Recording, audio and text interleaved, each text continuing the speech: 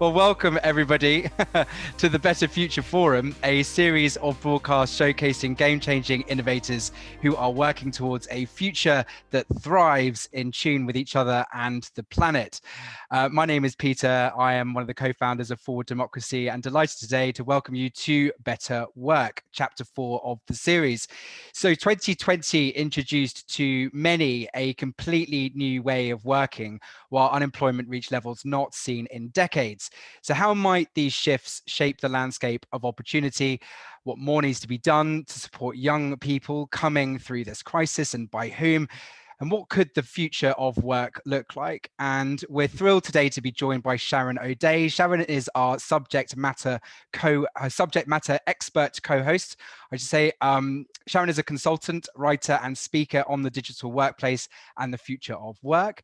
She spent the last 15 years advising large organizations on digital work platforms and practices, including Standard Chartered, Credit Suisse, Shell, Allen and Overy, and the UK Parliament.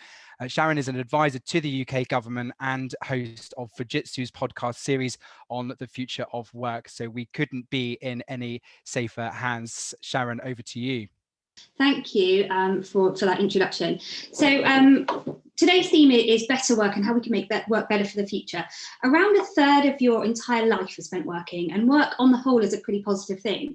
It puts food on the table for a lot of us. It gives us purpose, but if we're lucky, it also helps the world to be a better place. It helps us to personally achieve a level of self-actualization.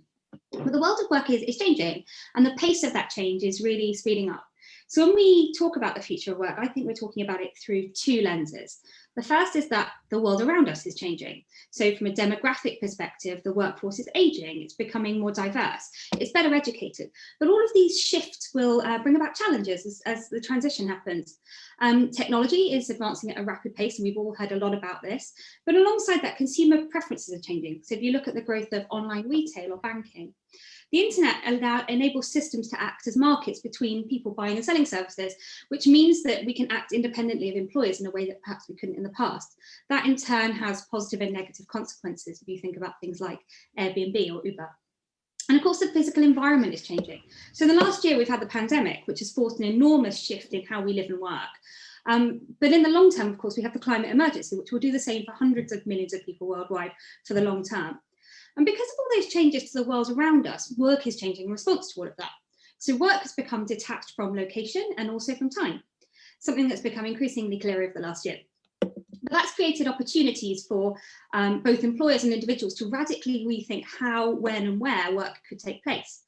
Advances in computing power, and particularly artificial intelligence, mean work can be automated in ways that simply wasn't possible before. So what role will there be for humans in the future? And as the career for life has waned, our relationships with employers have changed in all sorts of ways, from the normalisation of part-time working to the growth of employee-worker relationships that are much more transactional than based on loyalty as they might have been in the past. And what does all of that mean for education? How will we equip young people for an as yet unknown future? How do all of us reskill throughout our working lives as the world changes around us in order to stay relevant and keep ourselves employable? So in spite of, or perhaps because of all this turbulence, the entrepreneur revolution or the gig economy has been steaming ahead as more of us either are forced to or seek to forge our own path. How might all of these shifts shape tomorrow's landscape of opportunity? So with us this evening to discuss this rapid transformation in the world of work, we have a stellar panel of pioneers. Each of them brings a different perspective on how we can radically rethink work to make it better for people, for organisations and for the planet. So first up, we have Jooshandeh from the Royal Society of Arts. Jake, would you tell us a little bit about who you are, what you do and what you're working on right now?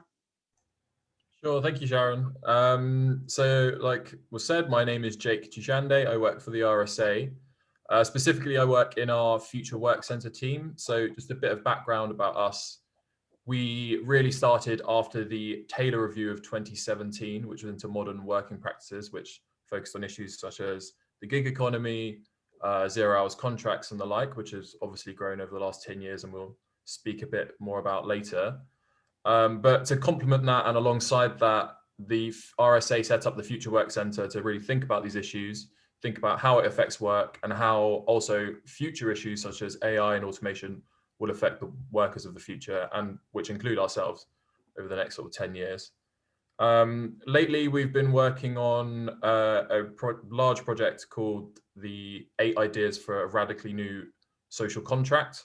And this stems from the idea that we believe that we fundamentally need a new contract between government, between employers, and between workers, because over the last 10 years, it's shown that this connection between people and the relationship has broken down, where no more does work guarantee that you'll have a decent quality life and you won't necessarily be in poverty.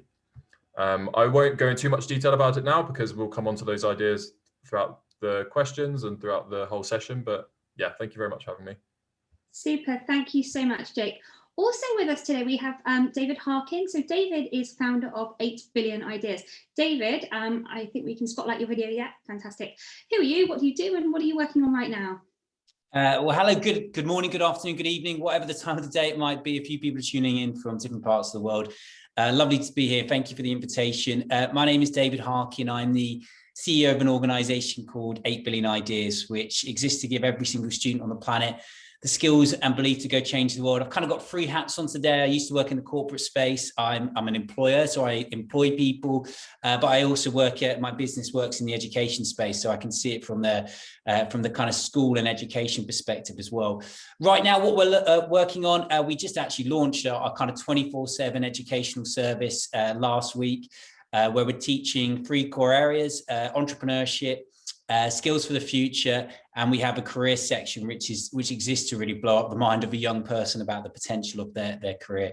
Why is this so important? I think in the last 12 months we've seen industries destroyed, but we also have seen industries redefined and industries created. I think we're still living in a very exciting world of opportunity now.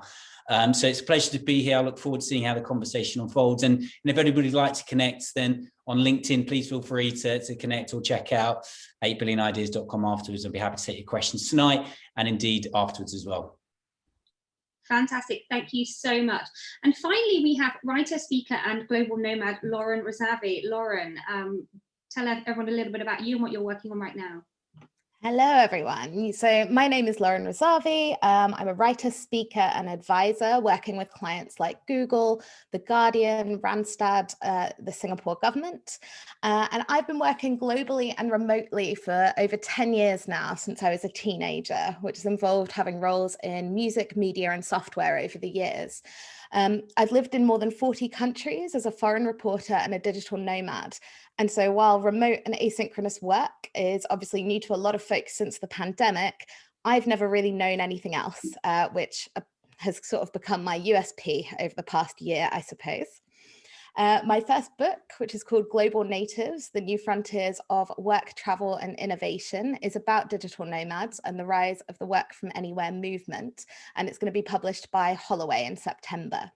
One of the central arguments of my book, and indeed my work, is that we're entering a new age of individual choice and flexibility in our work, and that the same tech tools we're sort of scared are coming for our jobs are also creating new opportunities outside of traditional work models.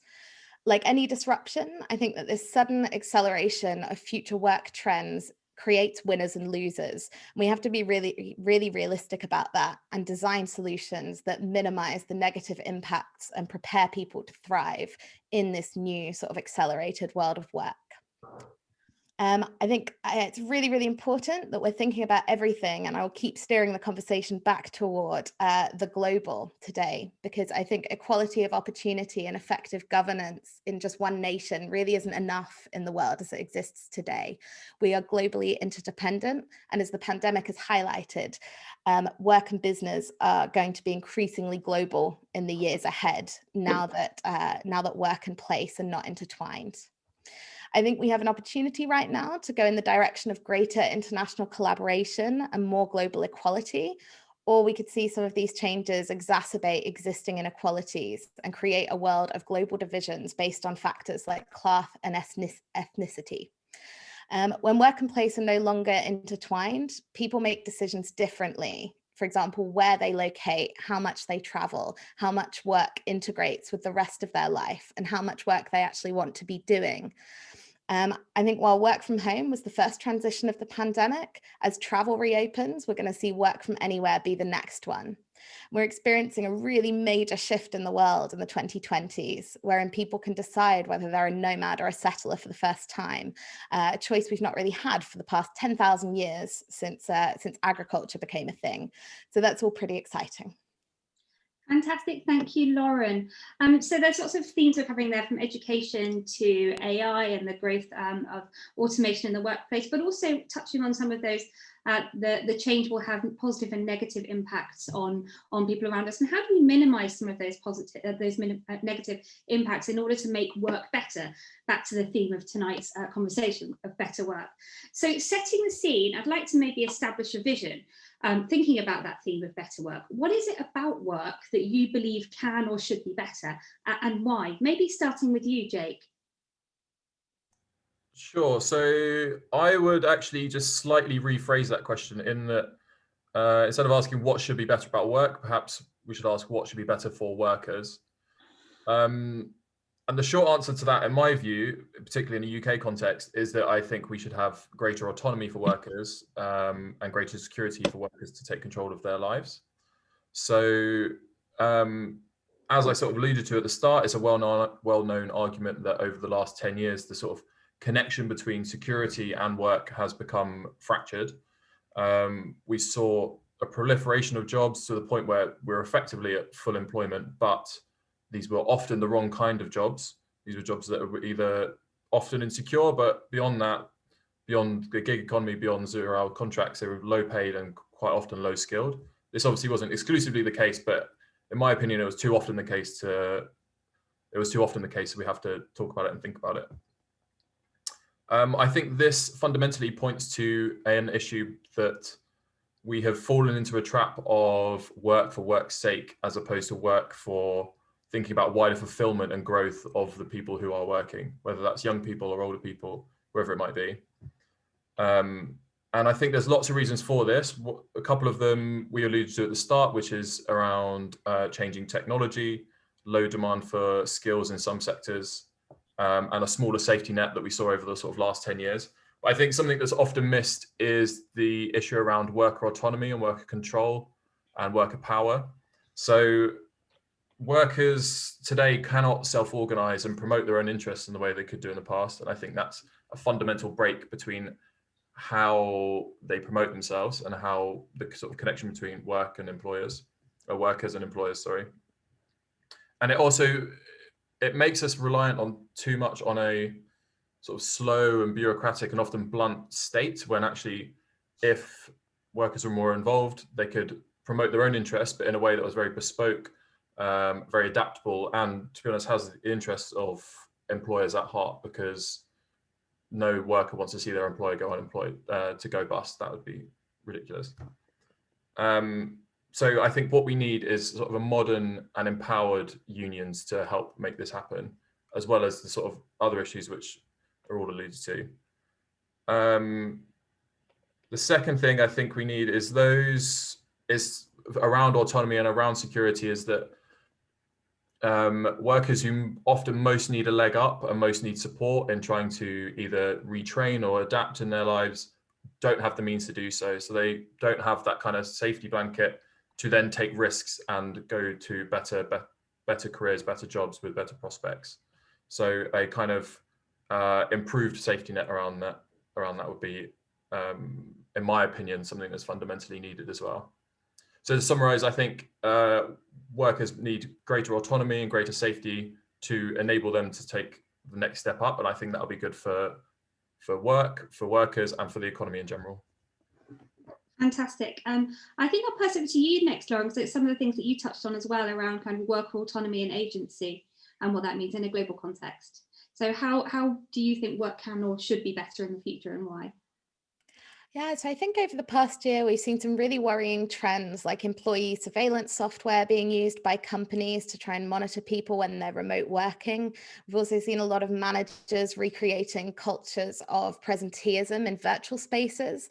And some of that stuff is just the absolute worst of all worlds of work. And it doesn't even make a lot of sense. So I think one of the most important aspects going forward is going to be about trust. Like, businesses really need to trust their employees. And I think if they don't, there's now a very different kind of balance there, where actually people can decide to go and find a new company to work for, or go freelance, or start a business. And I see all of that as being very much related to this idea of freedom and autonomy. But I couldn't agree with Jake more on the fact that workers themselves actually need that freedom and autonomy over all aspects of their work. And actually, I'd extend that to their life as well, because I think that work and life are becoming more integrated in this new world, as we all know, with partners kind of walking in the background of our Zoom calls naked, and sort of pets jumping on the table and all of that good stuff. But people really have to have the ability to decide how and when they work, and to actually get to know what works for them personally, how they can be most effective and fulfilled in the work that they do. I think going forward, work culture, and specifically work culture based on trust, is going to be a key differentiator between different businesses. And that's going to be especially prevalent for knowledge workers whose skills are in demand, and who can truly kind of choose their path and be a bit picky about the kind of work that they're doing in this remote work world. I think the companies that ignore the importance of culture are really going to struggle to retain talent, and will have to play catch up in the years ahead. And that's especially the case for large incumbent organizations for whom transformation and change is a bit like trying to turn a tanker. It occurs to me now from my notes, this was my opportunity to make a joke about the whole Suez Canal situation. Didn't happen, but... Fantastic. So maybe from your perspective as well, David, what is it about work that should be better in the future? Yeah, such an interesting question. So many different perspectives here. Talking about big multinationals, or, the one thing from a, you've seen the rise of the small business, the micro business, smaller businesses growing. The one thing I can say behind every business is a person who's probably trying their best, and balancing a lot of things as well, whether their own, homeschooling, all of these things. I think from answering this from two perspectives, from an employee's perspective, there's always emotion. It's always about managing emotion, but trying to help your workforce to be fearless as much as you possibly can. Getting my head into the educational space, I think one way that we can make better working environments is by helping young people be much clearer on what they're passionate about, and following more of a passion-led career. 80% of people in the United Kingdom, so it's not a global perspective, over 25 million people before COVID working, were dissatisfied with what they do. I think that goes back to a lot of not poor decisions, but the lack of real good career guidance in schools. You often have one or two people in schools who are the career officer or department. And in my eyes, they shouldn't exist. There should be 10 or 20 people leading a passion department, helping a young person find exactly what they're passionate about at school. I don't expect my sons, I've got two boys, when they leave school, maybe to exactly know what they do. But when they're 18 years old, I'd expect them to be able to answer the question, what are you passionate about? And if you go into most young people, they might be able to touch on it a little bit, but I think we can do a lot better in that space. And when a child says they're passionate about something, let's open up a world of opportunities in that space. Often, when they start talking about their passions, they're linked to a vocation or a hobby or an interest, and there's careers and industries behind those, but they get squashed quite quickly. So a child starts jumping into a path of doing what they think they should do, and suddenly they're 25, 35, 45, their career has really gone by, and they realize they haven't done exactly what they want to do. So there's two things here. I'd say, just from the kind of startup venture, people, I do from an employee, that people are trying their best, they're not getting it right. Doing their best at the moment. It's been a very difficult year for business owners. But secondly, I think there's a different way of looking at this question about what are we doing in schools to help young people get nearer towards their passion by the time they leave. If they work in a place which they're passionate about, linked to their purpose, linked to their values, what do? They're happier. They will help that organization really go and fulfill its mission and purpose in the world, and they will feel more fulfilled. So I'm hearing from all three of you there a lot of themes around kind of autonomy, choice, entrepreneurship, the need for purpose, but also recognizing there's a tension there between the agency available to people in maybe higher skilled occupations and in richer parts of the world versus those who are in like low skilled jobs or unable to exercise that agency over their own work. With the world changing so rapidly, the half-life of a skill has reduced from 20 years to about 6, I read the other day. So that old model of learn at school, do at work really isn't fit for purpose anymore. There's a need to constantly reskill. So how do we prepare for a future in which we will have to reskill and change lanes throughout our lifetimes? Maybe flipping that one back to you, David, since you're thinking about education. Wow, yeah, no, this is going to be a problem for a long time. This particular question, that's a fascinating statistic. Look, I think when we all look back at our own education, there's often 5 or 6 pivotal moments, a discussion, an inspirational assembly, a teacher of outrageous character, which kind of swifts you off your feet and pivots your direction. I mean, I did a history degree and I purely believe that's because my year 7 history teacher was absolutely bonkers, but he excited me. The first lesson, he kind of jumped on the desk and believed he, pretended he was Henry VIII, and he just ignited something in me. What I believe we should be doing is trying to give people, an explosion of experiences for young people. There was a statistic I read the other day. If you have 4 engagements with an employee in your lifetime in school, you're likely to earn more than 20% than someone who doesn't. Quite staggering, but why can't we have 4 a month? Like, I don't quite understand why we can only have a couple of opportunities to work with organizations, not just the big players, but small businesses. I think we need to completely, in my opinion, scrap the whole idea of work experience in schools. Think about what experiences we're giving to young people on a much regular basis. Get into the primary school space as well. 82% of 7-year-olds form strong opinions about their future. They're already ruling possible career paths out. So to me, it's, I'm doing a lot of work with FED, the Future of Education, the Foundation of Education Development, which works with the Department of Education. I'm just really encouraging. I don't believe we need a revolution in education. We definitely need an evolution. But I would love to see a more focus on projects, programs, invention time, all of this kind of stuff, really unlocking that entrepreneurial spirit which exists in every single young person. I mean, we produce more entrepreneurs in our schools than any other profession, but nobody is talking about entrepreneurship in education, apart from us. Maybe if I could put that one to you, Jake, moving along from schools, how do we ensure that people perhaps later on in their careers are able to continually access learning so that they can remain relevant and keep their skills up to date? Yeah, I think kind of as David said, this is the huge question which covers so many different issues. So I think later we'll talk a bit about automation and AI, and this definitely is relevant to that, but it's also relevant to the last 10 years and, to be honest, the 10 years before then. And right now it's going to be, and as we come out of the pandemic, how we ensure people stay in meaningful jobs and careers and transition to that is going to be critical. I think I would point back to the conversation I was having earlier around making sure people have the security and the autonomy to be able to take risks in what they do. So I would argue that the system right now, for adults in particular, people who are in work and perhaps facing redundancy or something,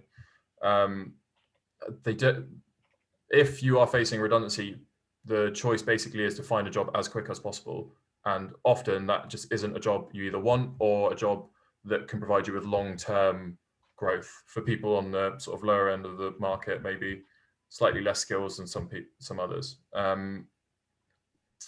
We need to fundamentally change that so that people have the autonomy and have the control in being able to pursue a better career and something they want to do, and trust people that they know what is best for them.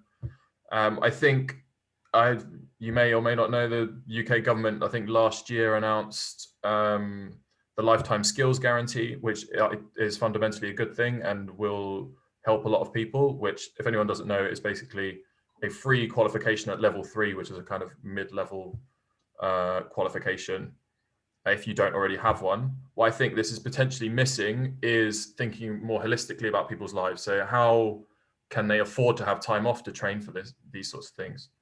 Can they afford to take time off? I don't know. If they're in a job, do they have the time to do it? Or maybe they've got children as well and they can't take the time off to learn in their spare time. I think there are good examples around the world where people do it well. So at the RSA, we've advocated before for personal learning accounts, which is something very well known in France. You get 500 euros a year, and that accumulates up to 5,000 euros in total, and you can spend that on training within a given band, but you have freedom of what you can choose. And then an example in Sweden would be what they call job security councils. So these are very well established. They were started in the 1970s. The IMF highly recommend them as really good ways of helping people transition between careers. And essentially they are a kind of end-to-end transition service. So the moment you're told that you might be facing redundancy, you're giving a you're given a trainer and sort of career coach who will guide you through the process to find either a new job in a similar career or a completely new career. And you'll also get the training process. And critical to this, to be honest, as well, is the 3-month notice period you get as standard. So that gives you much more time to be able to transition into a new career. And the rates they have for re-employment are very good in Sweden. I think something like 90% find some form of solution within about 9 months. So that kind of, my point here is I think we need to take a slightly more holistic view of people's lives, going back to kind of what Lauren said earlier, not just purely about work, but also taking a look at the rest of their life and how that fits in with work and how we can help people transition. Absolutely. So it sounds like, you know, we can't consider work separate from the world around us, and we need to consider society level and policy level interventions that support people to change in the entirety of their lives. That work is of which it is a part. Maybe just handing that one briefly over to you, Lauren, around you know, that question about how we reskill and stay relevant.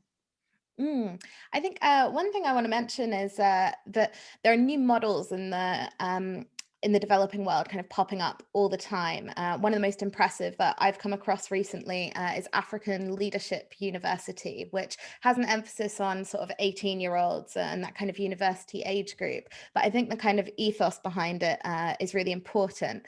This university is extremely like project and sort of vocationally focused.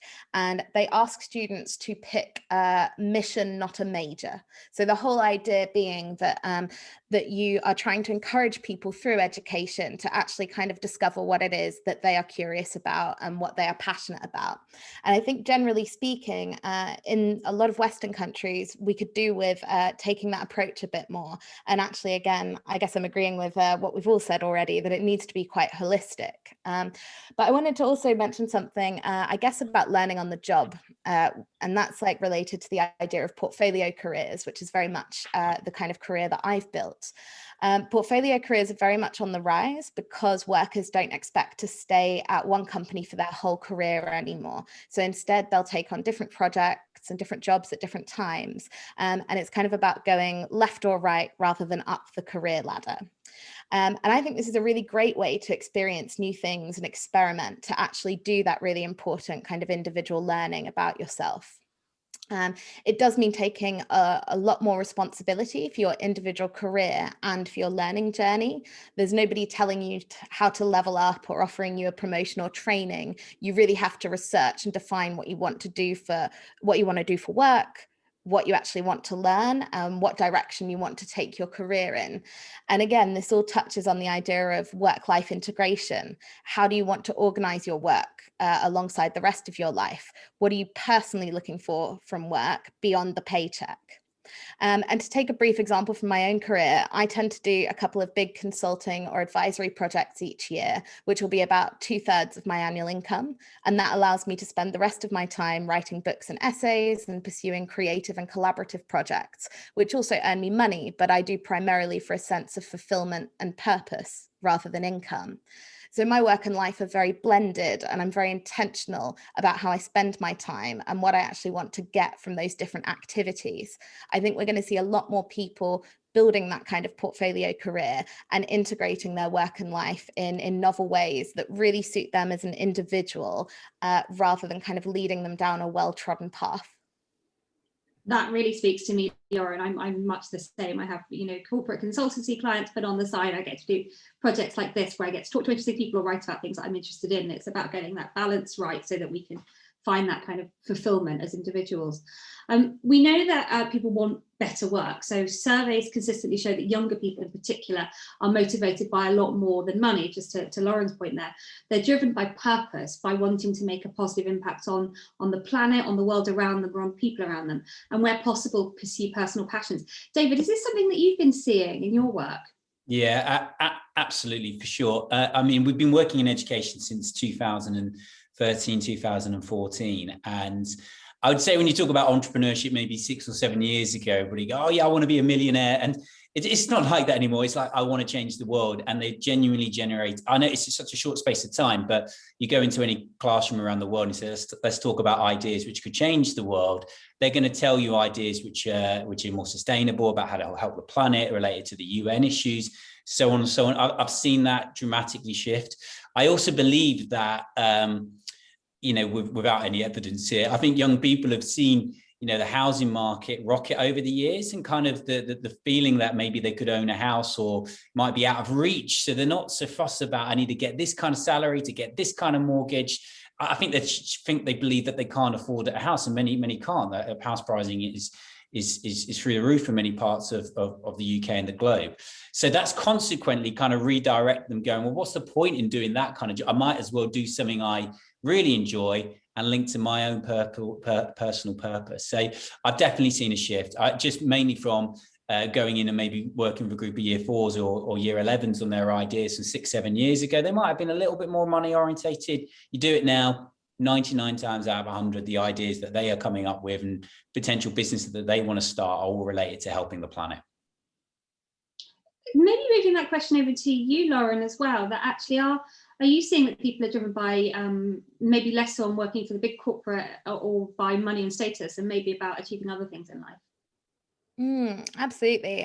This makes me think of the famous quote from an early Facebook employee, which is the greatest minds of my generation are thinking about how to make people click on ads, and that sucks. And I think this is really the kind of guiding idea that is leading a lot of people to think quite differently about their work in light of the kind of tech-driven age we find ourselves in. Because in so many ways, work has become more and more meaningless. We're very disconnected from our purpose and what we're actually doing day to day, if indeed we understand much about the organization we're working for at all. And that was not necessarily the case for previous generations. I think this lack of meaning at work has been a big driver of the work from anywhere movement so far, because people are beginning to seek that meaning from travel experiences because they're not finding it at work. And people are also experimenting with launching side hustles and freelance projects because they do want that meaning and purpose from their labor, and traditional work just isn't cutting it anymore. I think we'll see a whole reimagining of what kind of education and career paths look like going forward. The pandemic has really accelerated almost all future work trends, and people of all ages are sort of asking these questions that just none of us really would have, maybe some weirdos like me, but that almost nobody would have in 2019. Yeah, I remember I did a talk about 2 years ago now where I said that the future of work is already here. It's not evenly distributed, but it feels like suddenly it is in far more places than it was. We talked there a little bit about, for many of us, our parents and our grandparents maybe worked for the same company for a decade, potentially even their whole life. But for our generation, that kind of longevity, that loyalty to an employer is incredibly rare. It's rare to hear of anyone really being in the same job for more than, say, 5 years. So on both sides of the employer-employee relationship, flexibility has become the norm. So how are those kind of changes to society, technology and work changing the relationship between individuals and organisations? And what does that mean for the future of work? Jake, could I push that one onto you? Yeah, sure. So I would, thinking more broadly about the sort of flexibility within the labour market at the moment, as you sort of said there, and also I was speaking about earlier today, the growth of the gig economy has been one of the big stories over the last 10 years. And that is fundamentally, I believe, a very good thing for many people. And many people see it as a very good thing for themselves. It gives them control and autonomy over what they do. But it doesn't obviously work for everyone. And so where does this decoupling of work and location maybe mean for individuals and organisations, Lauren? For individuals, to come back to the points where I guess we all keep making, I think it's about having more choice and flexibility, in particular to locate in different places or to relocate, and to travel more. And that's all really thanks to the rise of remote work. In essence, you no longer have to move to London or New York or San Francisco to access the best opportunities. You can now sort of be anywhere you like and still build a successful global career. And the technology to support that has been there for a while. Location-independent lifestyles were indeed possible for outside-the-box thinkers like me long before 2020, but it's really becoming normalized and mainstream now, which means a more permanent and wide-reaching shift. And that really goes for all countries. In countries like India and Malaysia, there was already quite a big nomad trend internally and into neighboring countries. And there's some really interesting things to think about there, wherein at the moment it may be Brits going to a country like Malaysia or India, but in another 10 years it's going to be Indians and Malaysians coming to the UK in much the same way, or indeed to other European countries. So I think there's some really interesting shifts ahead there, and that it's going to be quite a big permanent shift, like the beginning of something, not something that sort of happens temporarily in response to the pandemic, then gets forgotten about. And then on the organizational side, I think businesses have to compete in new ways to retain talent. For example, by investing in team retreats once or twice a year that brings their whole headcount together, freelance or not freelance, instead of flashy offices in expensive cities that people have to commute to every day. And freelancing and self-employment have been on the rise globally for some time, although a lot of the data on that is a little bit squiffy because of where the agricultural sector sort of fits into the stats. So it can be a little bit, have to do a bit of digging to really kind of understand like what is and isn't happening there. But I think that the more restrictions organizations place on their employees in this new context, the more likely it is that workers are going to change jobs or decide to work for themselves in future. I think that the work-related repercussions of the pandemic will still be emerging at the end of this decade. We're at the beginning of some really big, long-term, irreversible changes. It certainly feels like that, doesn't it? We're starting to think about that return to the office or return to work, but the shape of work will be very different in the years to come. David, maybe if I briefly bring you in there as well. What are you seeing in the changes between individuals and organisations that are coming about in the years ahead? Well, I think right now it's a very bizarre environment, particularly for businesses which have employed people in the pandemic.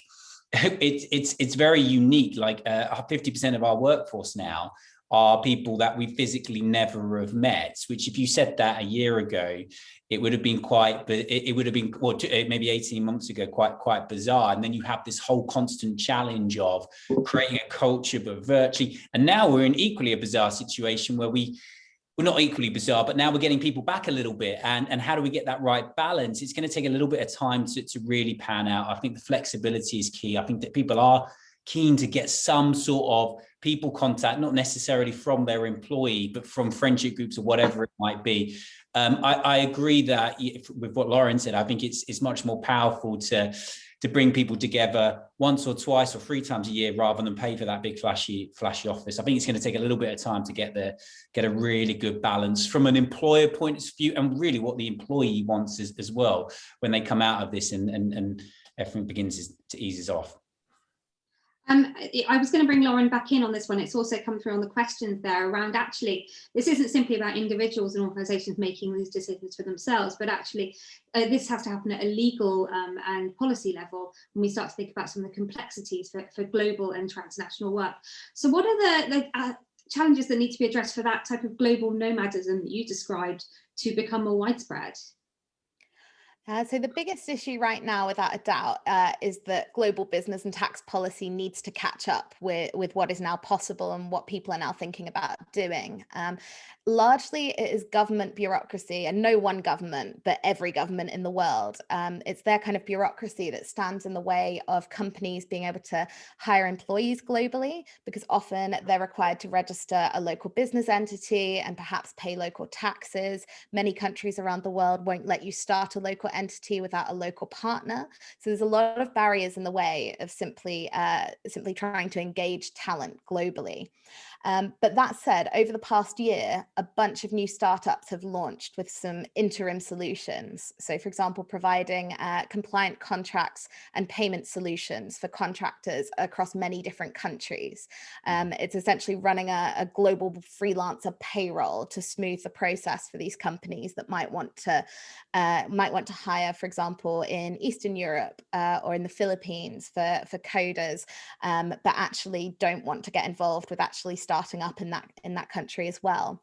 I think the thing that we really need, and the thing that we really need all stakeholders in society to come together around, is the creation of a global tech-driven layer when it comes to tax and business registration, employment, etc. And it's beginning to happen slowly but surely, but it's definitely the biggest challenge for now. It's the thing that's likely to hold organizations back and prompt businesses to decide they're going to just sort of blanket ban different actions. But at the same time, I think I saw you tweet something about this earlier, Sharon, that Revolut is one of the first companies to have come and said, we are going to allow all of our employees to work for 60 days, up to 60 days overseas, and we're going to kind of take the legal and tax burden on that. That's kind of what we've been able to arrange. So I think we will see more blanket policies, and I do think that there are some interesting interim solutions, but long term, it's really just time to bring our entire kind of bureaucratic systems around work into the 21st century and onto the internet. And it's interesting you raised the point of technology there, which is, technology is society's accelerant, and it's rapidly changing the way that work is done and the nature of work for so many of us. So thinking about things like robotic process automation or artificial intelligence, which can already replace whole swathes of jobs, and people have predicted for years that robots will take our jobs, but they will certainly do a lot of the work that humans have done in the past, and already can do some of it better than humans can. How might humans thrive in a future dominated by AI at work? Maybe Jake, you've done some research on this, right? Yeah, so in the Future Work Centre, we've done quite a lot of thinking on automation and AI and what we could do about it. Where I'd start with is the point you made, in that there's a lot of predictions around what jobs will become obsolete, what jobs will get automated. I think there's some difficulties with it. For one, varies massively in terms of predictions. So Oxford, I think, predicted about 35% of UK jobs could be automated. McKinsey said about 5%. And MIT said they had a count of about 18 different predictions on what could possibly happen. But as well, beyond that, I think it makes an important point, which is that the world is changing. We don't quite know how much, and it's quite unpredictable, because as you said right at the start, Sharon, it's not just about technology, it's also about consumer preferences. A very good point to make on that, to be honest, is that no one in 2010 would have predicted that one of the top 4 jobs growth over the 2010s would have been van drivers, but it was because of obviously online shopping, and that's been massively accelerated. So consumer preferences and technology work together to make a sort of unpredictable outcome in the future. And I think personally, and the RSA has made this case multiple times, is that the only way to protect against that is to have a very adaptable system below. This goes back to points I've made earlier. I don't want to sound like a broken record and just say the same thing over again, but another thing around that which would help, especially if we get to a position where much of the economy is highly automated, which could possibly happen maybe in the next 10, 20 years. A solution to that would be some form of universal basic income. And that would fundamentally allow people to live their lives and have control over their lives and be able to live comfortably, even if necessarily they don't have to work 35 hours a week because much of their job is automated, or they have to retrain because their job is, either you have to retrain and upskill in their own job or get a completely new career because of automation and AI, etc. That a kind of universal basic income allows for that flexibility and allows for autonomy, which has been my sort of buzzword of today, and will help us be adaptable to AI and automation, which is highly unpredictable. Precisely so. So we're thinking about actually not necessarily robots taking our jobs, but doing those parts of the jobs that maybe are less fulfilling in the first place. That work that is repeatable and process-driven work, enabling us to focus on the things that we talked about earlier on that maybe gives us more of a sense of purpose or improves the world around us. But obviously recognizing that isn't going to be positive for everyone in the short to medium term. Lauren, maybe if I can bring you in here as well, thinking a bit more around what impact will automation and the mainstreaming of AI have on workers and organizations? So I think a point that's often overlooked is that automation does work both ways. So as worried as we are that robots are coming for jobs, actually individuals can use those same robots and software and AI and all this new technology to build lucrative businesses and side projects in new ways. And if anyone is interested in seeing somebody who does this and philosophically feels that that's what they're doing and that this is kind of the potential of technology, there's a guy called Peter Levels, Peter spelt the Dutch way. I think his Twitter handle is Levels.io. And he has built like very successful software businesses, and he's just a guy who codes. He's also a fellow digital nomad. So I think that's a really important and interesting point, because although we have to be really careful about how equitable the skills and the kind of distribution of the ability to use that technology is, often we can get stuck in this kind of, I guess, a bit of a shouting match of like, oh no, the technology is evil and it's coming for us. And actually, I don't think that's the case at all. I think technology has a lot of potential to create completely new models for work and completely new approaches to kind of how work fits into an individual's life. And that's really important. I think that UBI is the most seamless solution out there to help ensure that nobody gets left behind in this new context. And I also personally think that UBI is just common sense for 21st century citizens. The social contract just doesn't add up anymore, and remote work paves the way for citizens to exit one country and choose another to join. So countries, I think, are going to have to actively try and retain their citizens going forward. And of course, in retaining one's citizens, you also retain your tax base. So there's a huge incentive there for governments to try. In the US, there are some interesting kind of early signals towards this idea, I suppose, of re-envisioning the social contract and kind of getting cash involved in the mix. One of those is talent incentives for remote workers. So there are regions and cities all over the US, the kind of places you've probably never heard of, who are now paying people to relocate. So they're paying $10,000 or $15,000 for somebody to move, let's say, from San Francisco or New York and to go and base in one of these smaller communities. And at the same time, globally, we're seeing the rollout of nomad visas and nomad tax breaks worldwide. And I see all of this as signals. It's really only a matter of time before countries are launching talent incentives to attract people from overseas. And this is all, to me, really a big signal for a future where the idea, the kind of concept of governments giving money to citizens or even residents is really normalized, and actually is the beginning, maybe not the beginning, but is a significant part of governments competing to attract and retain citizens. But the question in my mind is, how long will all of that take? Because at the moment, there's an awful lot of work to do, as I was saying before, in terms of tax, in terms of like business regulation. And this is very much like something that I think will happen, but whether it happens in 5 years, 10 years, or 20 years is perhaps dependent on what other shocks we find ourselves facing as a world in that time and what else gets accelerated. And it does feel like, you know, we're recognizing that this is a short-term change that is going to be part of a much bigger long-term change. And as I think all of you touched on at different points, we need to recognize that change is in the short to medium term is not always positive for everyone. So maybe we need to learn the lessons of past industrial disruption, thinking about things like, you know, the deindustrialization of Britain and the closure of the coal mines, for example, and what we need to do to support people through that change. So what do you believe needs to happen for the future of work to be a more equitable one, or to reduce those negative impacts? Maybe David? Yeah, you're definitely right. Change, all of this, there's going to be people which are not benefiting but there's also, you know, look at the slight glass half full approach here.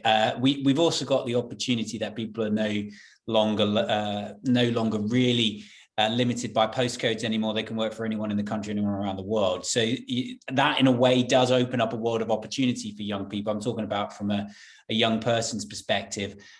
Really, look, I think it comes back to if we really want to create better workplaces, and we really, at the end of the day, people need to be doing a job which is linked much more to their purpose. So when I kind of kicked off right at the beginning, to me, if we really want to change things in the long term, if we want to build world-class businesses here in the UK and around the world, the only way that you can do that, or organizations, is having people which are pumped up, highly productive. But you're only going to do that if you create brilliant, fearless, fun environments for people to work. But the missing part of the puzzle to complete it is it has to be linked to that inner person's why, their passion, what gets them out of bed every single morning. If they are hitting the snooze button, they're not in the right job, right? So if they're jumping out of bed, they're in the right place.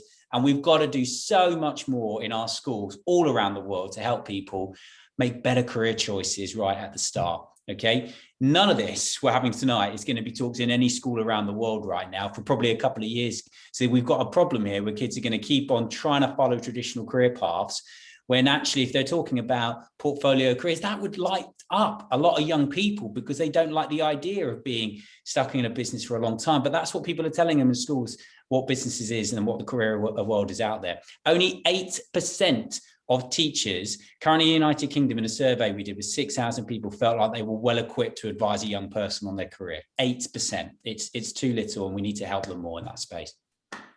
So it sounds like one of the first priorities there is that we need to equip people with better advice and places to find better advice, so that they are able to navigate a fast-changing world of work and future of work.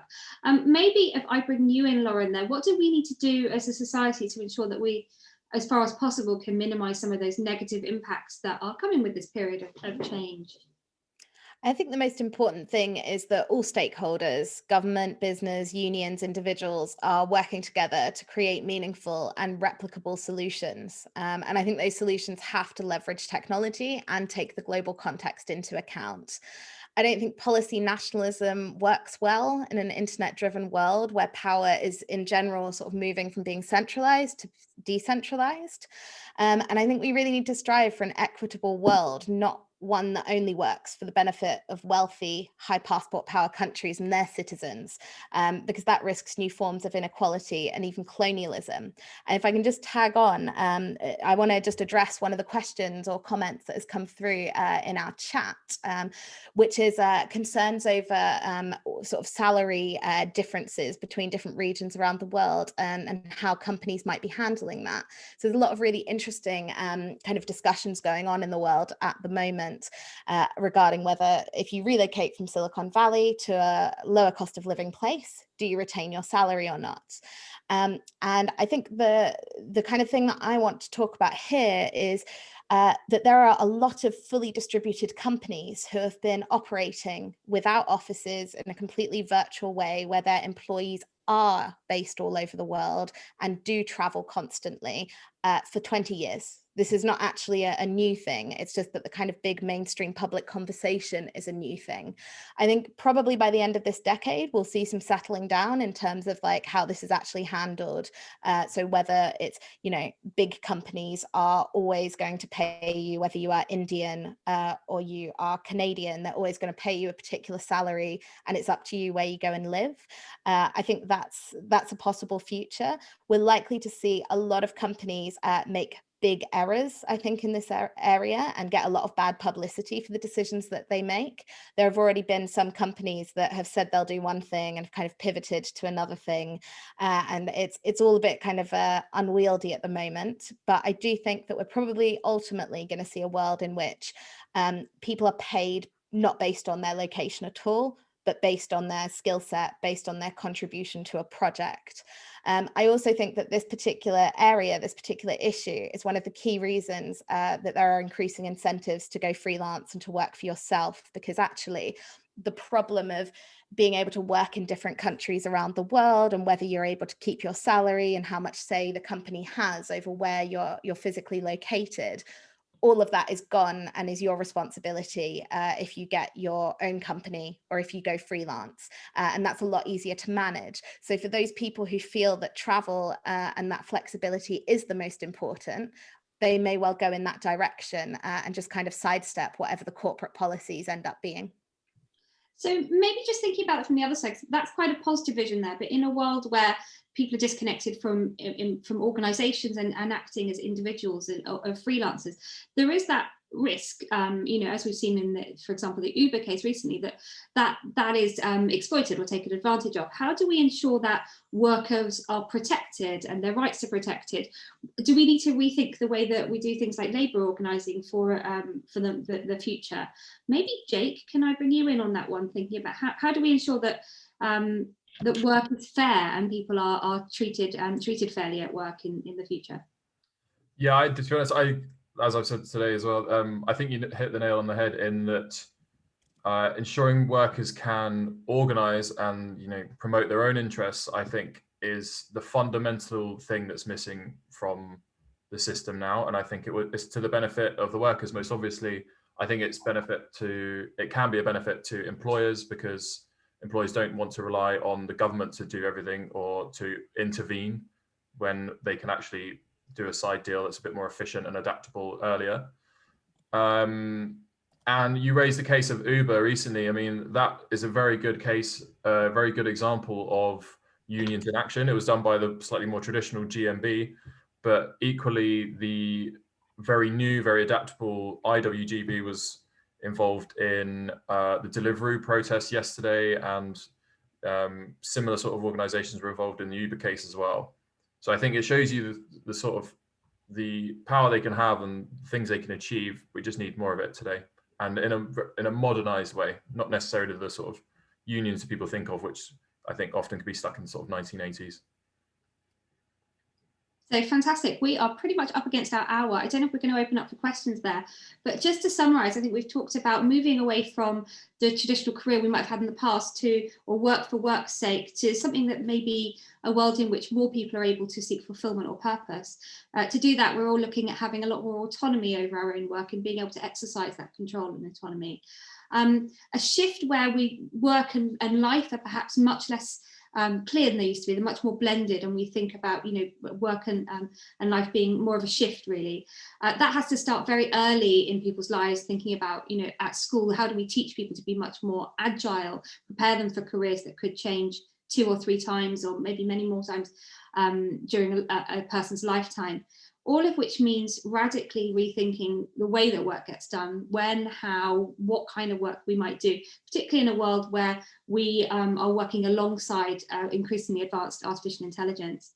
But I think a really key theme that came through for me today is actually the criticality of that social safety net, both enabling people to protect their own rights. If we have something like UBI, not only are people able to take risks, to retrain, but also they're better able to exercise their rights because they're not absolutely dependent on work to be able to live. So I think there's some really clear themes there. I don't know if we are opening up to questions now, or if everyone's up against the hour, because it is 2 minutes to. I think we are. This hour always just goes so quickly, and what a brilliant conversation. I think you've done a really masterful job of weaving in some of the themes and points that came up there. And I think what we'll do now is we will kind of keep the conversation going in a kind of casual, open, relaxed chat for anyone who would like to stay behind and chew the fat. I would like to say a big thank you to Sharon there for being our subject matter co-host expert. Well done, amazing. And to David and Jake and Lauren, thank you all so very much for joining us tonight. I should probably just mention, for those of you who don't know what we do, we are Forward Democracy. We believe that a truly diverse and representative democracy is the key to creating a better Britain for everyone. We feel that today our democracy is tired and badly wounded and unable to effectively respond to the huge economic, social and environmental crises and opportunities that we face.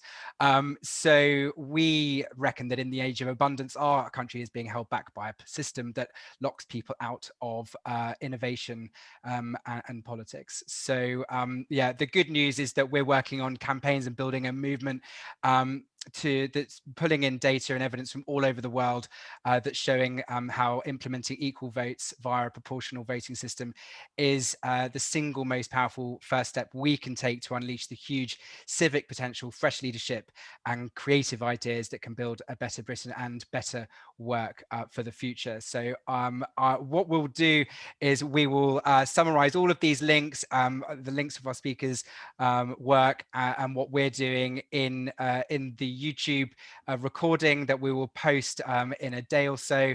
And yes, so thanks again for everyone for joining us today, this evening, this morning, wherever you are. And till next time, see you then. Thank you. Thank you, Peter. Thank you, Sharon. Thank you, Jay. Thank you, everyone.